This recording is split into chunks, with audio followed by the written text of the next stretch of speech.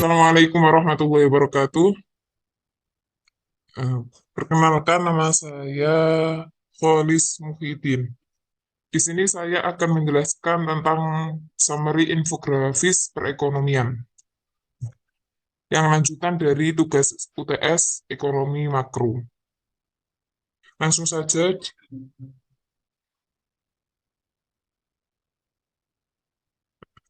ini adalah kata-kata yang selama ini saya pegang bahwa kunci sukses, tekad kuat, usaha, doa, dan tawakal. Langsung saja, agenda pembahasan kita yang akan saya jelaskan. Yang pertama yaitu tentang penentu kebijakan ekonomi. Yang kedua tentang dampak kurs terhadap PDB di triwulan 1 2021. Yang ketiga tentang perekonomian makro di era COVID-19.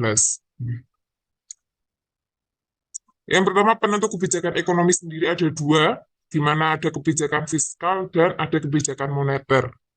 Sedangkan dampak kurs terhadap PDB triwulan 1 2021 itu ada dua juga. Yang pertama penguatan kurs dan pelemahan kurs. Terus perekonomian makro di era COVID-19 yaitu tentang kondisi perekonomian Indonesia di tengah COVID. Kita lanjut. Nah, ini. Yang pertama kita akan membahas tentang kebijakan ekonomi.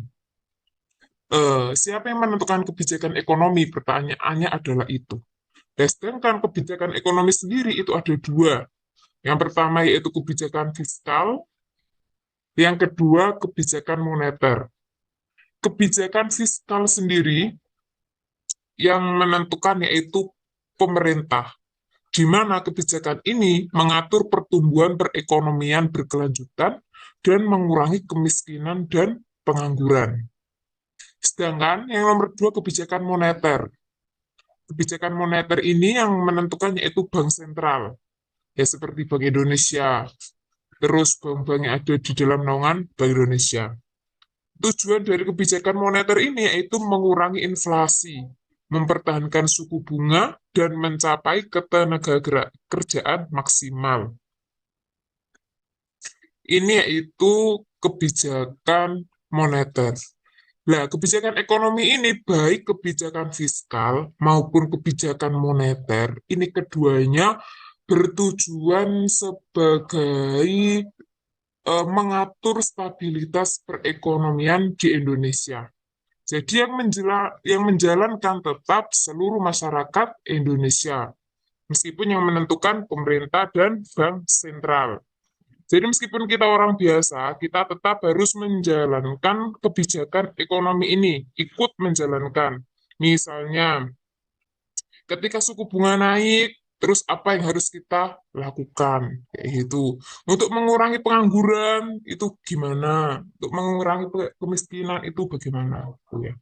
Yang kedua, langsung saja kita akan membahas tentang dampak nilai kurs, di mana dampak nilai kurs ini ada nilai kurs menguat dan nilai kurs melemah. Nilai kurs menguat yaitu kebutuhan dan ketersediaan barang seimbang. Menurunnya dolar, kebutuhan impor barang menurun. Penyebab menguatnya nilai kurs yaitu adanya kegiatan ekspor barang maupun jasa. Lah, terus nilai kurs melemah itu kebutuhan barang meningkat, sedangkan ketersediaan menurun. Meningkatnya inflasi, adanya impor barang secara besar-besaran. Akibat melemahnya kurs, modal asing yang meningkat dan kebutuhan dolar meningkat, sehingga nilai kurs melemah dan nilai tukar mengalami penguatan. Sebelum itu, apa penyebab nilai kurs menguat dan melemah itu tergantung antara kebutuhan barang dan ketersediaan barang. Ketika kebutuhan barang meningkat, sedangkan ketersediaan barang ini menurun, maka otomatis nilai kurs melemah. Karena ketika kita membutuhkan barang banyak, sedangkan di dalam negara, misal kita membutuhkan barang banyak, di dalam negara itu barangnya sedikit, otomatis kita akan impor ke luar negeri. Nah, ketika kita impor ke luar negeri, otomatis yang kita butuhkan yaitu dolar. Dan semakin kita banyak membutuhkan dolar, itu berarti rupiah semakin ditinggalkan. Di mana ketika rupiah itu ditukarkan ke dolar, rupiah itu akan habis. Lah itu menyebabkan nilai kurs melemah gitu. Lah ketika nilai kurs menguat itu ketika kita apa ketika ketersediaan barang dan kebutuhan akan barang ini seimbang. Selain itu ketika kita melakukan kegiatan ekspor barang maupun jasa. Itu yang membuat nilai kurs menguat. Di mana hmm, intinya kalau kita tidak membutuhkan dolar, itu berarti nilai rupiah akan aman atau menguat. Ketika kita terlalu menggunakan dolar atau membutuhkan banyak dolar, berarti nilai rupiah akan melemah, nilai kurs akan melemah gitu. Langsung saja yang ketiga, yang terakhir yaitu kondisi perekonomian di Indonesia. Kondisi perekonomian di Indonesia di tahun 2021. Ketika COVID, era COVID, awal COVID itu kan akhir tahun 2019 ke tahun 2020, di mana COVID itu mulai masuk di Indonesia itu awal tahun 2020. Kemudian langsung meningkat tajam, dan pada tahun 2021 itu COVID masih banyak menyerang di negara-negara yang menyebabkan banyak negara atau daerah yang mengalami sistem lockdown, yaitu pembatasan wilayah. Di mana pembatasan wilayah ini sangat mempengaruhi beberapa kegiatan yang ada di Indonesia, baik perekonomian, sosial, industri, pariwisata, dan lain-lain gitu. Nah, kondisi perekonomian Indonesia pada tahun 2021 sudah mulai stabil meskipun di tengah pandemi COVID-19 dengan mengatur kembali perekonomian yang disebabkan oleh COVID-19.